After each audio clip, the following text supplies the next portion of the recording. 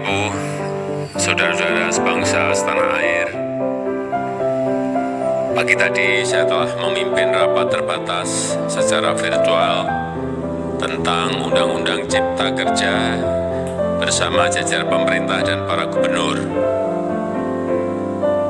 Dalam undang-undang tersebut terdapat 11 klaster yang secara umum bertujuan untuk melakukan reformasi struktural dan mempercepat transformasi ekonomi.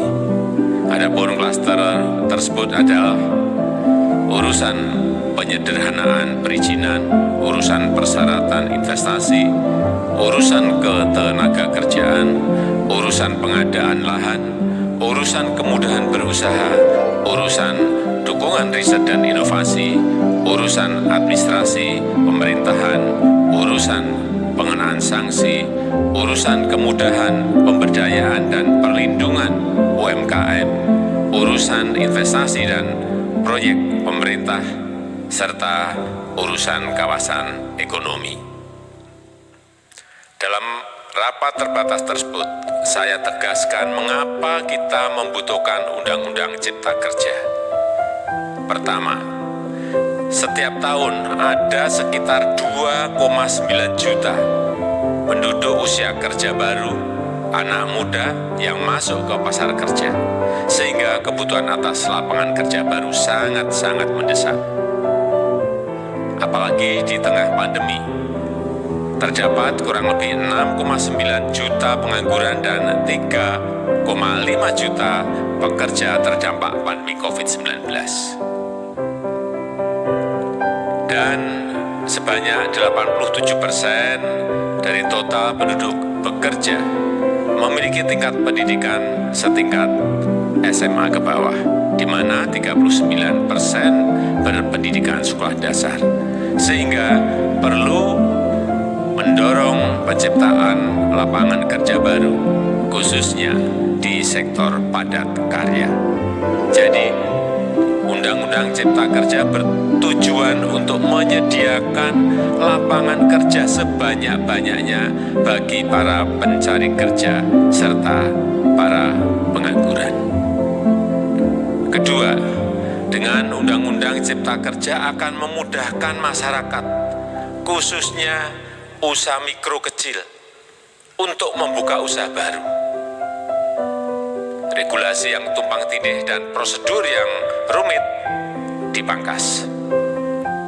Perizinan usaha untuk usaha mikro kecil UMK tidak diperlukan lagi, hanya pendaftaran saja. Sangat simpel. Pembentukan PT atau perseroan terbatas juga dipermudah. Tidak ada lagi pembatasan modal minimum.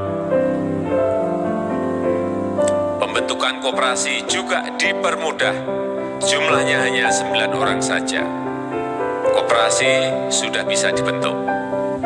Kita harapkan akan semakin banyak koperasi-koperasi di tanah air.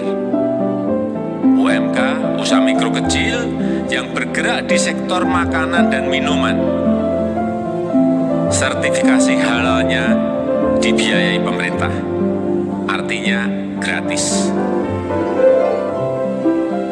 Izin kapal nelayan penangkap ikan misalnya, hanya ke unit kerja Kementerian KKP saja. Kalau sebelumnya harus mengajukan ke Kementerian KKP, Kementerian Perhubungan dan instansi-instansi yang lain, sekarang ini cukup dari unit di Kementerian KKP saja. Ketiga, Undang-Undang Cipta Kerja ini akan mendukung upaya pencegahan dan pemberantasan korupsi.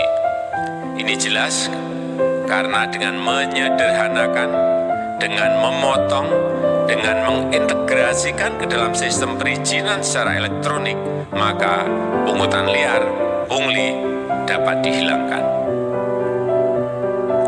Namun, saya melihat adanya unjuk rasa penolakan Undang-Undang Cipta Kerja yang pada dasarnya dilatar belakangi oleh disinformasi mengenai substansi dari undang-undang ini dan hoax di media sosial. Saya ambil contoh ada informasi yang menyebut tentang penghapusan UMP, upah minimum provinsi, UMK, upah minimum kota kabupaten, UMSP, upah minimum sektoral provinsi. Hal ini tidak benar, karena faktanya upah minimum regional UMR tetap ada. Ada juga yang menyebutkan bahwa upah minimum dihitung per jam. Ini juga tidak benar. Tidak ada perubahan dengan sistem yang sekarang. Upah bisa dihitung berdasarkan waktu dan berdasarkan hasil. Kemudian adanya kabar yang menyebutkan bahwa semua cuti sakit, cuti kawinan, cuti khitanan, cuti baptis, cuti kematian, cuti melahirkan dihapuskan dan tidak ada kompensasinya. Saya tegaskan juga ini tidak benar. Hak cuti tetap ada dan dijamin. Kemudian apakah perusahaan bisa mem-PHK kapanpun secara sepihak? Ini juga tidak benar. Yang benar, perusahaan tidak bisa mem-PHK secara sepihak. Betul, Pak. Kemudian juga pertanyaan mengenai benarkah jaminan sosial dan kesejahteraan lainnya hilang. Yang benar, jaminan sosial tetap ada. Yang juga sering diberitakan tidak benar adalah mengenai dihapusnya AMDAL, analisis mengenai dampak lingkungan. Itu juga tidak benar. AMDAL tetap ada. Bagi industri besar harus studi AMDAL yang ketat.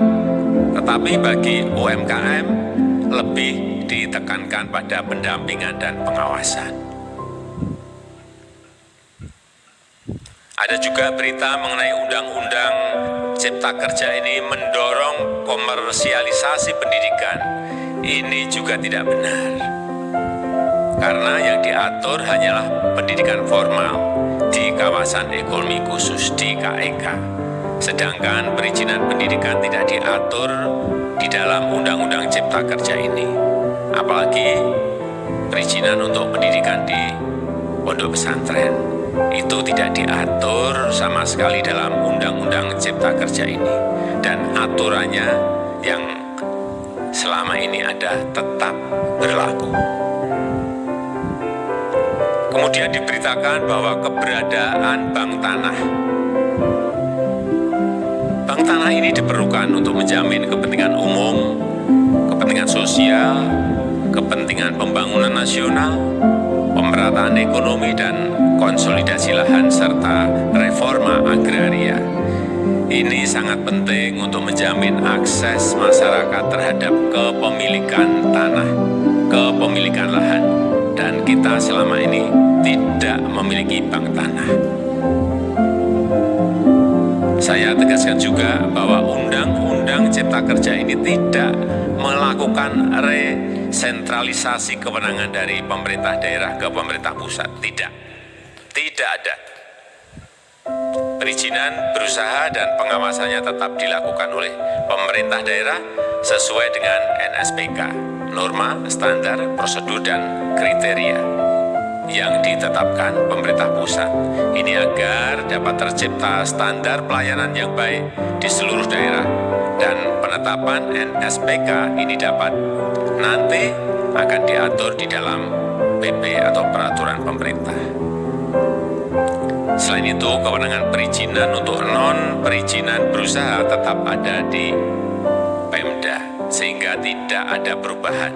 Bahkan kita melakukan penyederhanaan, melakukan standarisasi jenis dan prosedur berusaha di daerah. Dan perizinan berusaha di daerah diberikan batas waktu. Ini yang penting di sini. Jadi ada service level of agreement. Permohonan perizinan dianggap disetujui bila batas waktu telah terlewati. Saya perlu tegaskan pula bahwa Undang-Undang